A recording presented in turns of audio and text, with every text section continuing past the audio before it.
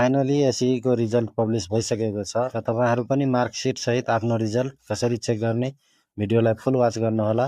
सबभन्दा पहिला क्रोम ब्राउजरलाई तपाईहरुले ओपन गर्नुहोला। ओपन गरिसकेपछि यहाँ सर्च बारमा टाइप गर्नुहोला se.ntc.net.np यस सर्च गर्नुहोला।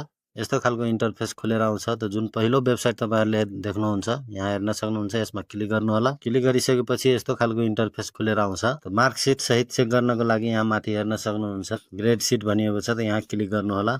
यहाँ क्लिक गरिसकेपछि यहाँ हेर्न सक्नुहुन्छ एसई रिजल्ट यहाँ स्याम्पल नम्बर भनिएको छ। यहाँ स्याम्पल नम्बर हाल्नु होला जस्तै कि म यहाँ हाल्छु। त्यसपछि यतापट्टि हेर्न सक्नुहुन्छ यहाँ डेट अफ बर्थ भनेको छ हाल्नुलाई। त यहाँ त्यसपछि डेट अफ बर्थ हाल्नु होला।